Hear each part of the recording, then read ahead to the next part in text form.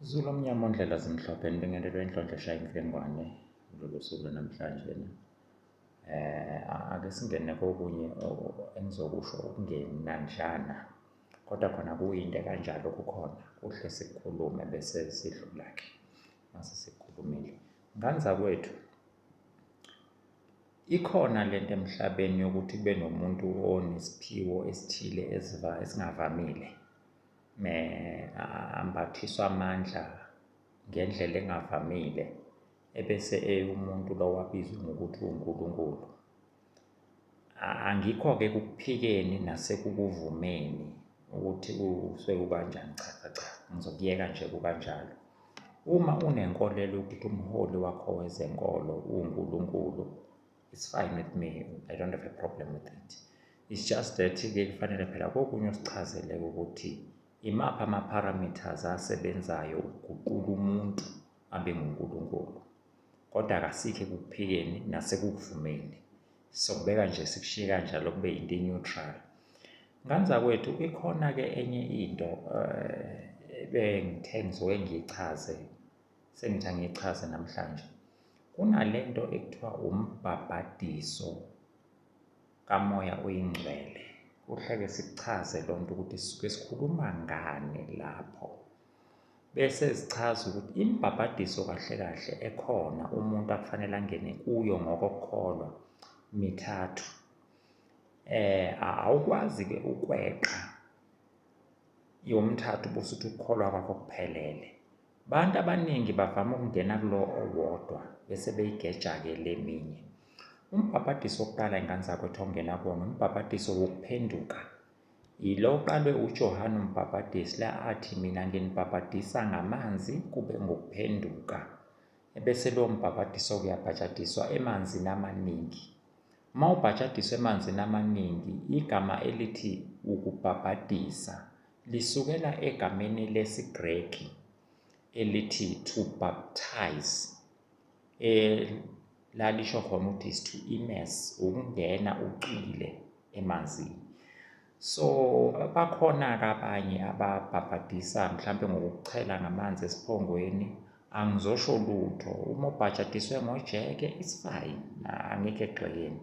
Kuphela mina mase ngiba personal ngiye ngithi uma wena ungangena kujeke ucwile, uright umbhabhadiso wakho uyi-approve. Ngokwala ngikhonza khona uyi-approve uma wena ungangena kujeke ucwile. Kodwa uma ungezokwazi ukungena kujeke ucwile ngoba umbhabhadisi afuna ucwile, ngokwala ngikhonza khona we do not approve. So uma uqhamuka usungena thina la engikhonza khona, usufuna ukuthi uyakholwa wabhajadiswa kodwa ubungacwilanga, sizokutshela sicela uqale phansi ngoba umbhabhadiso wawubhabhadiswa awucwilanga. Sewona mbhabhadiso lwesiwushoyo okhomba ukuphenduka. Ebese kuba nombhabhadiso wesibili ekuthiwa umbhabhadiso webandla. Yebo, that is where khona usuba ne-membership of the church. When I'm saying une-membership of the church, angikhulumi ngokuthi uyimemba yebandla lakho okhonza kulo, kodwa uyimemba yebandla likaJesu Kristu, ngoba igama elithi church liqalwe inkosi uJesu, aliqalwanga abantu. Ukuthi sizakhela wethu amasonto siwabize njengokuthi nami ngingazakhele lami ngilibize ukuthi Mkhwanazi Kingdom Church, akusho ukuthi ngumnikazi webandla. I never paid the price. It's Jesus who paid the price, not me. So bakhona-ke abayebethi bona ayikho into ebahlanganisa noJesu kodwa bangama-church members. Kudala ukuthi sibakhweshine-ke kwezinye izinto, bese kuvela ama-contradictions ababa nawo. Kungabi mnandi futhi mase siwakhomba ama-contradictions. So uma ngabe usubhajadisa umbhabhadiso wesibili, ila khona usuba yimemba yebandla. Iwona mbhabhadiso lowo uJesu aphinda ku-approve ngawo. Usubhajadiselwe ebandleni, uyimemba yebandla. Angikhulumi ngamagama lawa esiwasebenzisayo emhlabeni ukuthi sinebandla Nazareth Baptist Church, Zion Christian Church, African Gospel Church, Full Gospel Church. No, God is not concerned about those things. Ezethu nje thina la emhlabeni. Nanokuthi senzani ngazo, nami ulwazi lwami liyaphela lapho engane zakwethu, angazi. Bese kuba umbhabhadiso-ke uJesu athi ungewubona umbuso kaNkulunkulu ungenawo, ukuzalwa kabusha ngomoya, baptism of the Holy Spirit. Lo mbhabhadiso wethulwa uJohane futhi athi mina nginibhabhadisa ngamanzi kube ngokuphenduka, kepha emva kwami khona ubhabhadisa ngomlilo nangomoya engcwele, ombenge yakhe yokuwela isesandleni sakhe ukushanelisisa isibuya, bese kuthi amakhoba awashise ngomlilo ongacinyekiyo. That's the baptism okufanele ungene kuyo. So ungahamba iminyaka uhambe futhi nanomuntu onamandla kodwa unganawo lo mbhabhadiso ungakazi kwehlela. For example, abafundi bakaJesu bahlale noJesu like 3 years ungakazi ubehlela lo mbhabhadiso, baba namandla futhi okwenza izinto. Mawufunda lapha eBhayibhelini kuthiwa bahamba bayoshumayela bethunywe uyena uJesu, bashumayela baze bathi Nkosi, amadimoni ngegama lakhe ayasithobela. Wathi ningaku-celebrate lokho, kepha jabulelani ukuthi amagama enalotshiwe ezulwini. Baze bathi Nkosi, ngenxa yalamandla osiphe wona amaSamariya awalamukelanga izwi lakho, sibize nomlilo wehle ezulwini waqede. Wayesenqaba uJesu wathi no, don't even think of that. Kodwa-ke asikho-ke lapho. Bahambe noJesu iminyaka emithathu, wahlala nabo emva kokufa esevukile iy'nsuku eziwu-40 bengenawo lo mbhabhadiso. Then wayesebatshela ukuthi hambani niye eJerusalema namukele amandla, nize namukele lo mbhabhadiso. It was in Jerusalem la uqala khona umbhabhadiso kamoya engcwele. It was a phenomenon that never happened anywhere. Base beyithola-ke le nto babhajadiswe ngomlilo nangomoya engcwele. Isayini yokuqala eyavela kwaba ukuthi umoya engcwele wehlela kubona abasebeqala bekhuluma ngezilimi okwakuyinto engekho. Akusho-ke ukuthi le mbhabhadiso iyalandelana njengokuyichaza kwami.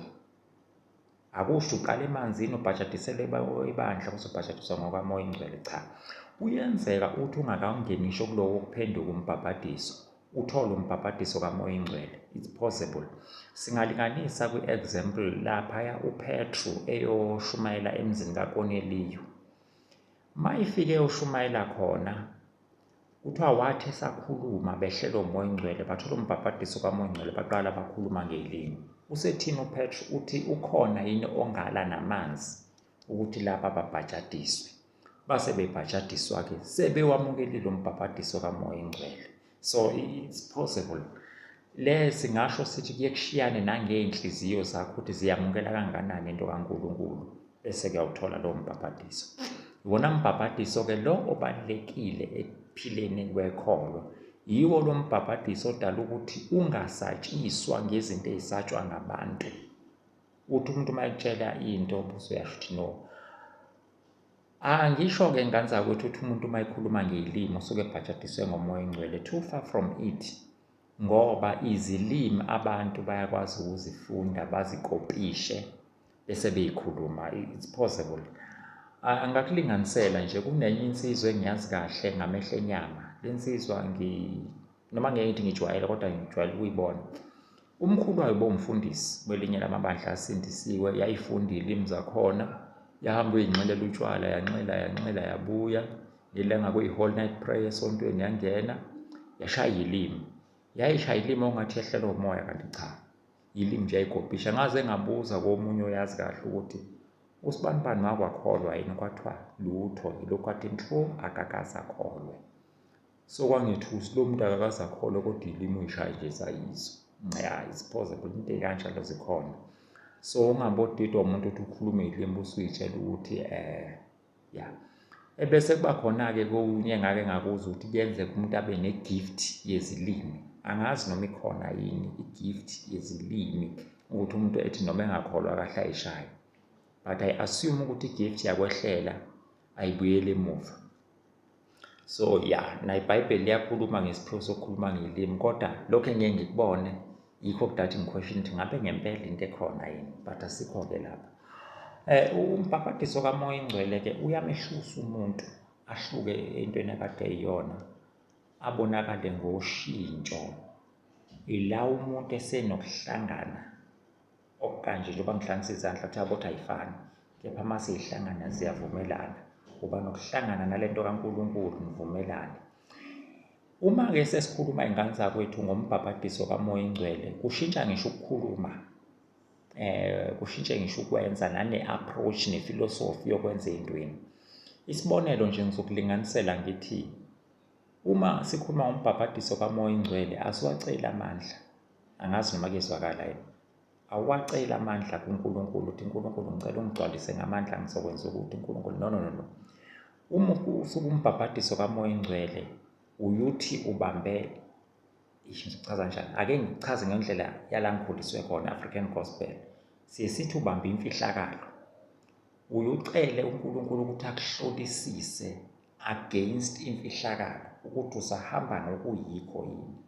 Uma kukhona la uphaphalaza khona, ulungisa ekutheni i-alignment yakho nemfihlakalo kube njengoba ngihlanganisa izandla, kube yinto ekanje kuvumelane. Mayithi imfihlakalo siyale nawe uvume, mayithi siyale kuvumeleke. Kodwa uma sezimi kanje izandla kuseyona i-alignment leyo, sekuyaphambana ngoba usungakwazi ukuthi bithi imfihlakalo siyale wena ubuwenzo kwakho.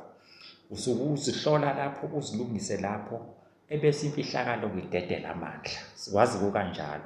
So akukho la khona uhamba khona uyocela uthandazela amandla. Nanokuthi-ke imfihlakalo njengoba sithi imfihlakalo njalo, iba ibhekisise nanokuthi ungenephi, ungene kanjani, nala uphuma khona uphumaphi, uphuma kanjani. That is why ungakwazi ukuphuma kuyimfihlakalo uyoqala iministry. Bayangizwa abakhulile kwekamoya, ngeke uphume kuyimfihlakalo uyoqala iministry. Ngicabanga ukuthi ngiqedile nje, akukho kudinga ukuthi ngilokhu ngikusho ngoba kuzothiwa sengiqeda ama-ministry abantu, sikho lapho. Kodwa ngeke uphume kuyimfihlakalo uma ubambe imfihlakalo ngempela uthi uyoqala iministry, usuke ubhajadiswe ngomoya engcwele. Even ngisho kungafika umuntu noma nenjani ubuqili, noma nobunjani ubuqili, athi uzokudukisa, imfihlakalo iyakutshela ukuthi sime kanje qhela la ngoba sekuyaduka. Uzosho wena futhi ukuthi khonto enqaba kumina ethi le ndlela iyaduka, usuyaqhela. Usukubona lethi sesikuverifyela thina esifundile ukuthi hhayi lento inamaphutha lana. Usuyasho wena, usho ungafundanga, usuyasho ukuthi imfihlakalo yayikhuluma lento ayilungile. Sibonga kakhulu iy'ngane zakwethu, kuyinto kanjalo. Uma usubambene kahle nemfihlakalo, uyakwazi ukuthi lento ekuthiwa ubungoma kuyinto engcolile, awutshelwa umuntu. Uyakwazi ukuthi lokhu nalokhu akuyinto engcolile, ubone nje ukutshelwa imfihlakalo, kuyinto ekhona. Uzukwazi nanokubona amanga aqanjwa abantu. Ngalinganisa nje ngapha kwelakithi kwaZulu, khona imfundiso ekhona yokuthi kunezulu lomndeni. Imfihlakalo iyakutshela ukuthi into eyizulu lomndeni kayikho, kayikho kahle kayikho, kodwa yona futhi ikhona kahle futhi ikhona. Sokuchaza ngelinye ilanga ukuthi kuyini. Asibambe lapho iy'ngane zakwethu, shaya usubscribe, ushaya ulike, sibonge sophinde sihlangane.